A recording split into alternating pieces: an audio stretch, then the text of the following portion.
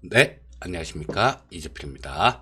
자, 시장이 어제 같은 경우는 약간의 우려감을 안고 출발한 그런 하루였는데요.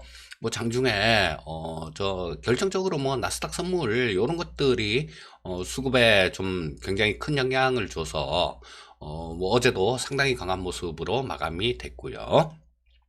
자, 지금 우리 여당이 180석을 차지했죠.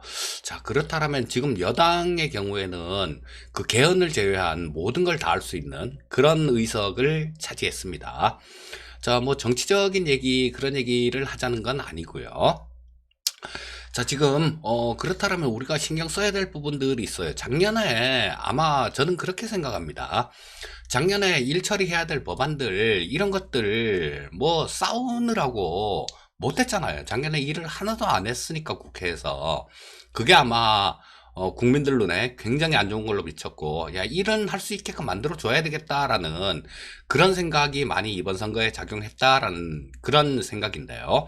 자, 그렇다면 지금 신경 써서 우리가 봐야 될 부분들, 이런 부분들은 그렇죠. 작년에 정부가 뭘 하려고 했는지, 현 정부에서 가장 신경 쓰고 있는 부분이 뭔지, 이런 부분들을 좀 생각을 해야 되겠죠. 자, 뭐 어제 대북 관련주들 뭐 이런 것들 꿈틀꿈틀하고 움직이는 모습들 좀 나왔고요. 그 다음에 뭐 또 현 정부에서 소득주도 성장 뭐 막 그러면서 또 일자리 창출 이런 쪽, 뭐 일자리는 전부 다 그런 쪽들, 뭐 여당, 야당 할 것 없이 다 얘기를 하지만요. 그 다음에 또 하나, 뭐 우리나라 같은 경우 조금 일부 비판도 있는데요. 수소차 관련되는 내용입니다. 자, 요거는 제가 이번 주에 제가 뭐 옛날에 강연회 같은 거 할 때 그런 때 좀 말씀을 드렸는데 왜 수소 경제로 갈 수밖에 없는지 이런 부분들을 왜 우리나라 정부에서는 유독 수소 이렇게 얘기를 하는지 그런 부분에 대해서 강연회 할 때 좀 말씀을 드렸던 적이 몇 번 있는데요. 자, 요거는 제가 특별한 일이 없으면 이번 주말에 영상을 하나 찍어서 올려드리겠습니다. 그래서 뭐 수소차 섹터들 뭐 이런 것들도 우리가 좀 관심을 많이 좀 갖고 봐야 되는 그런 섹터다라고 볼 수 있을 것 같고요. 자, 뭐 구독, 좋아요, 알람까지 다 좀 설정을 해 주시고요. 자, 뭐 저 간밤에 있었던 주요 뉴스, 해외 쪽 뉴스들부터 좀 살펴보고 넘어가도록 하겠습니다. 자, 트럼프가 지금 뭐 그 경제 재개에 대해서 연설을 한다라는 얘기가 있는데요. 뭐 아직까지는 제가 이 영상을 지금 현재 시간이 오전 6시 57분인데요. 아직까지는 그 뭐 얘기가 안 나오고 있어요. 자, 지금 뭐 영상을 찍는 도중에 뉴스를 찾아볼 수도 없고. 자, 근데 여기 트럼프가 코로나19가 정점이 지났다. 경제 재개 지침을 발표하겠다라는 뭐 그런 기사가 있었는데요. 아마 좀 있으면 곧 나오지 않을까 싶습니다. 그리고 요거는 이 트럼프가 경제 재개를 하는 이런 내용의 연설이 있으면 우리나라 장 시작하기 전에 나스닥 선물이 그리고 뭐 다우 S&P 500 선물이 요걸 반영할 겁니다. 그러니까 요런 부분들 잘 좀 챙겨 보시고요. 자, 그 다음에 필라델피아 연은 총재는 미국 경제가 경제 재개를 급속하게 시행해서는 안 된다, 이런 얘기를 했는데요. 아마 코로나19에 대한 재확산 우려감들, 뭐 그런 위험이 있으니까, 그래, 좀 천천히 해라, 뭐 이런 얘기인 것 같아요. 자, 그리고 세계 최대 자산 운용사 블랙록의 CEO는 3월 달에 우리 굉장히 좀 그 어려울 때 있었죠. 3월 뭐 중하순 정도. 제가 이 아침 시장 방송을 통해서 3월 22일 날은 이제 용기를 낼 때, 그래서 귀신같이 정말 날바닥을 잡아드렸죠. 저도 사고 있다고, 주식 매수하십사 하고 그렇게 말씀을 드렸는데, 저 블랙록 CEO도 3월 그 저점, 그때가 주가 바닥이었던 것 같다, 이런 얘기를 했습니다. 뭐 이 한 가지 측면으로만 본다라면, 블랙록 CEO보다는 이재필이가 훨씬 더 여러분들한테 적시에 또 가장 정확하게 바닥을 집어내서 말씀드린 걸로 보시면 되겠죠. 어쨌든 저 블랙록 CEO도 뭐 3월 저점이 주가 바닥이었던 것 같다, 그런 얘기를 했습니다. 자, 그리고 EU 쪽은 자금 조달이 어려워져서 디폴트를 선언하는 국가가 늘어날 가능성이 높다. 이런 얘기도 했었어요. 자, 일단 글로벌 증시 상황들 간략하게 조금 짚어봤고요. 그렇게 봅니다.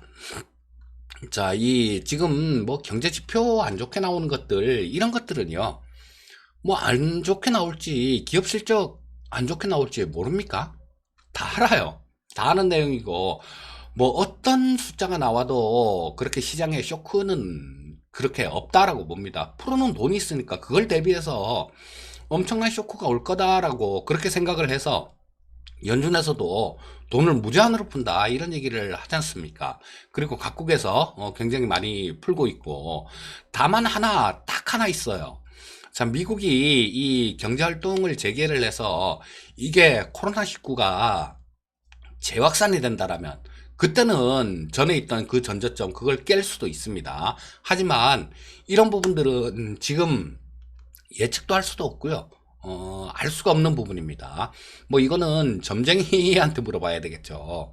자, 확산이 될지 안 될지. 그런 부분들 같은 경우는 조금 경제 재개하는 거 보고 분위기 봐가면서 그런 것들을 예측을 조금 남들보다 한 발 먼저 빠르게 예측을 해가는 수밖에 없어요. 자, 그러니까 일단 또다시 창궐 하는 그런 사태가 없다라면, 바닥은 전에 3월 20일 날, 이제 주식 사세요라고 말씀드릴 때, 그때 바닥은 찍었다라고도 볼 수 있을 겁니다. 자, 전체적으로, 해외 시장 움직임 모습들 조금 짚어보면서 말씀드리도록 하겠습니다. 자, 요거죠. 글로벌 증시들 한번 쭉 좀 살펴보면요. 자, 중국 증시는 0.3% 정도 상승 마감했고요. 홍콩은 0.58% 정도 하락 마감했습니다. 그리고 대만 증시 같은 경우는 0.69% 정도 하락 마감했고요. 자, 대만 같은 경우는 그 전날 좀 올라왔기 때문에 그런 부분들을 일정 부분 반영한 거다, 이렇게 보시면 되겠습니다. 자, 미국 3대 지수 괜찮았습니다. 다우가 0.14% 정도 상승, S&P 500이 0.58% 정도 상승, 나스닥이 1.16% 정도 상승했고, 필라델피아 반도체 지수는 2.61% 정도 상승했는데요. 여기서도 알 수 있죠. 자, 이 나스닥이 많이 올라온 거, 물론 필라델피아 반도체 지수도 올라왔지만요. 이 나스닥이 많이 올라온 게 지금 제가 계속 말씀드리는 그 4차 산업혁명 그쪽하고 관련이 있는 업체들이에요. 전부 다. 코로나 이후에 엄청난 변화가 있을 겁니다. 그리고 이런 부분들은 커다란 시대의 변화예요. 누구도 거스를 수 없습니다. 그리고 이게 한마디로 이게 대세라는 거죠. 그래서 대세 쪽으로 이렇게 가고, 지금 자금이 엄청나게 풀려 있으니까 그 자금이 이 4차 산업혁명 섹터에 있는 종목들을 얼마나 끌어올릴지, 그리고 얼마나 큰 버블을 만들지, 아직까지는 버블이 생기지도 않았죠. 이게 버블이란 게 나쁜 게 아닙니다. 그걸 꼭지를 잡는 사람들한테는 버블이 나쁘죠. 하지만 버블이 생기기 전에 그 섹터에 들어가 있다가 그 버블을 온전히 내 걸로 만드는 분들은 굉장히 현명한, 굉장히 좋은 기회입니다. 얼마나 큰 버블을 만들지, 자, 그런 거는 좀 두고 봐야 되겠죠. 자, 어쨌거나 엄청난 버블이 생길 수 있다라는 거, 그런 부분은 말씀드릴 수 있을 것 같습니다. 자, 일단 주요 증시들 어떻게 움직였는지 간략하게 좀 짚어봤고요.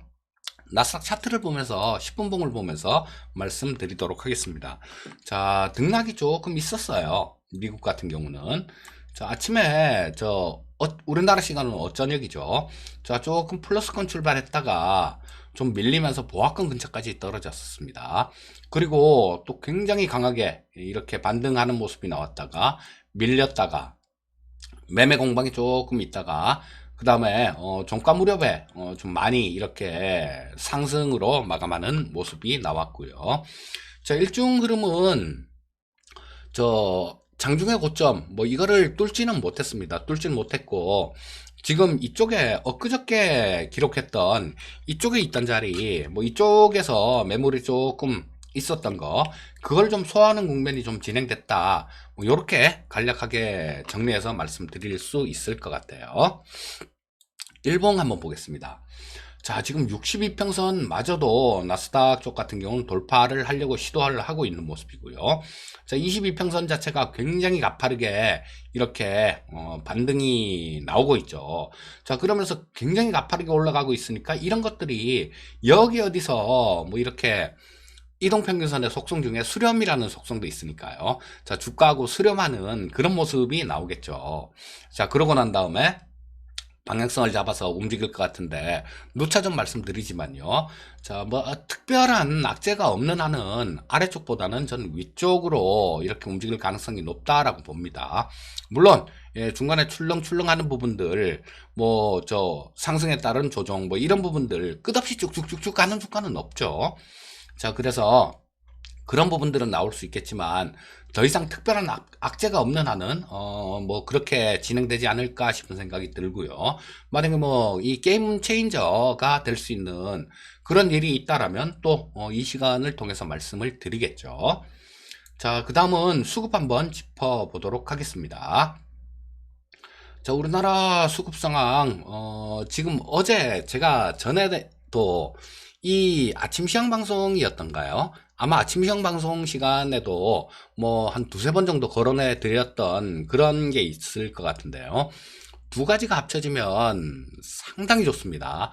두 가지라는 게 뭐냐 하면 각 주체별로 현물 시장에서는 정말 연기금이 마음 먹고 하면요. 그 대적할 상대가 없어요. 자, 그래서 현물 시장의 연기금의 수급, 그 다음 선물 시장의 외국인들 수급, 이 두 가지가 합쳐지면 예상 외에 상당히 강한 시장이 나온다라는 말씀을 전에도 드렸었는데 어제 그런 모습이 나왔습니다. 자, 보시면 뭐 어제 장 초반에 상당히 좀 많이 떨어졌었죠. 그거 전부 다 이렇게 쭉 들어올린 모습인데 코스피 시장 수급 같은 경우는 뭐 별 특별한 그런 게 없었어요. 그냥 하던 짓 계속하고 있었습니다. 개인들 3,800억 정도 매수, 외국인들 5,600억 정도 매수, 기관이 1,300, 외국인들은 매도고요. 기관이 1,300억 정도 매수했고, 연기금이 여기서도 어제도 약 2,297억, 2,300억 가까이 순 매수하는 모습이었습니다. 자, 현물 시장에서는 연기금이 또다시 시장을 견인했다. 이렇게 보시면 되겠고요. 코스닥 시장 같은 경우는 개인 매도, 기관 외국인 매수, 이런 구도로 어제 진행됐고요. 선물 시장 보시면 자, 아까 연기금이 현물 시장 쪽에서 많이 샀죠. 뭐 한 3천억 가까이 매수했고, 외국인은 이 선물 시장에서 한 3천억 가까이 순 매수를 하는 모습이었습니다. 뭘 눌렀는데, 예, 시간이 툭 튀어나와 버리네요. 깜짝 놀랐습니다.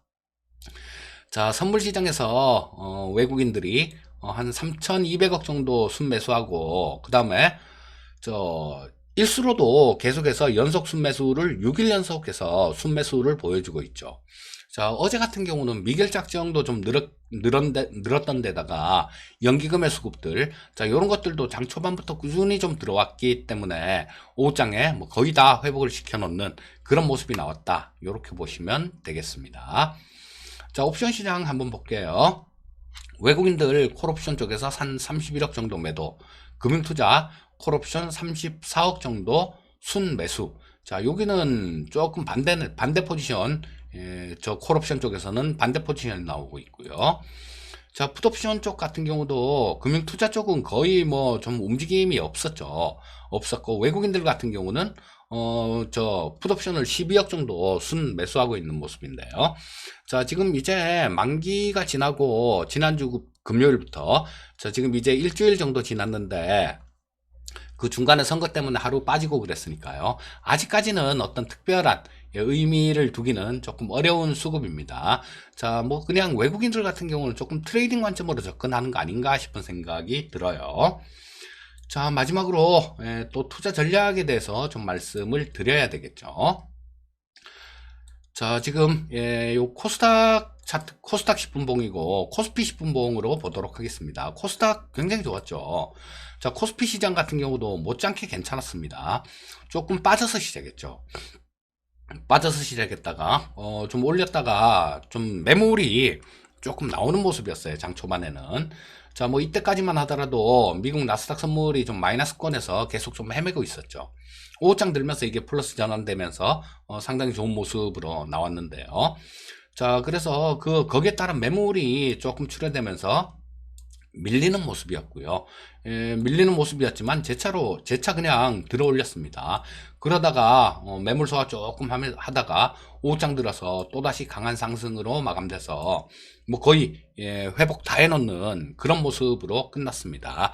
어제 0.01포인트 정도 코스피가 마이너스가 났죠. 이걸 제가 한번 본 것 같아요. 그때 2000년대 중반 정도인가 지수 자체가 전혀 움직임이 없는 0.00%, 0.00포인트를 한번 봤고요. 그 다음에는 가장 적게 전일 종가보다 움직인 것 같습니다.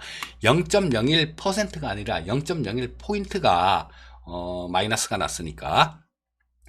자, 근데 이런 부분들 같은 경우는 우리나라 시장을 뒷심이 있다라고 좀 봐야 될 것 같고요.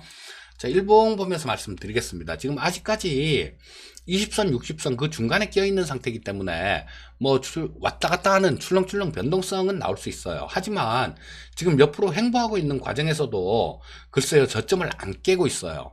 저점을 안 깨고 있는 모습이니까 또 뭐 오늘 지금 트럼프가 뭐 경제 재개 뭐 이런 얘기를 하게 되면 뭐 괜찮은 모습을 보일 수 있겠다라고 오늘 장도 그렇게 보셔야 되겠죠. 자, 근데 지금 말씀드렸듯이 좀 차별화되는 그런 시장이 나올 가능성이 상당히 좀 높아졌습니다. 자, 지금 뭐 현 정부가 뭐 작년에 국회에서 뭐 일 하나도 안 되는 바람에 뭐 하던 일을 추진하던 게 거의 국회에서 다 막혔었죠. 자, 그런데 지금 환경이 바뀌었습니다. 환경이 바뀌어서 뭐 슈퍼여당이죠. 180석이면. 자, 그래서 이런 부분들을 감안한다라면 우리 문재인 정권 초기에 좀 부각됐던 그런 부분들, 그리고 중간중간 저런 것들 발표했던 부분들, 우리 5G 플러스만 하더라도요, 뭐 작년 초였었던가요? 그때 굉장히 야심차게 좀 추진을 했었죠. 그리고 4차 산업혁명위원회 뭐 이런 것까지 만들고 엄청나게 투자를 많이 한다라고 얘기를 했었는데 그런 부분들이 거의 지지부진하게 돼버렸어요. 하지만 이런 것들은 미래먹거리죠. 미래먹거리고 지금 슈퍼 여당이 탄생한 만큼 이런 쪽에 힘을 받을 가능성이 굉장히 높고요. 또 아까 말씀드렸듯이 제가 수소차 관련되는 영상을 뭐 이번 주에 특별한 일이 없으면 하나 좀 찍어서 올려드리도록 하겠습니다. 그 수소차 섹터들, 대북 관련 섹터들, 뭐 어쨌거나 이쪽에서 지금 현 정부에서 중요시하고 있는 그런 섹터들 위주로 투자를 하신다라면 뭐 상당히 좀 좋은 결과가 나올 수 있을 것 같고요. 분명히 말씀드립니다, 여러분들. 엄청나게 거품이 많이 생길, 그리고 세상을 바꿀 수 있는 그런 섹터, 그런 종목군들 위주로 여러분들 매매를 하셔야 됩니다. 그래야 지금 이 10년 이상을 기다려온 저는요, 이 기회를 10년 이상 기다려왔어요. 그 황금 같은 기회를 놓치지 않을 수 있을 겁니다. 그렇다고 뭐 TV에서 뭐 이거 4차 산업혁명 섹터예요, 이거 AI예요, 이렇게 얘기하는 거 잘못 쫓아가셨다가는 상투 잡아갖고 진짜로 고생하는 경우가 많아요. 깊숙하게 공부를 해 보시기 바랍니다. 그러면 아마 지금 인생을 바꿀 수 있는 그런 시기도 지금이다라고 감히 말씀드릴 수 있을 겁니다. 자, 오늘도 성공 투자하시고요. 저는 오늘 방송은 이걸로 마치도록 하겠습니다. 감사합니다.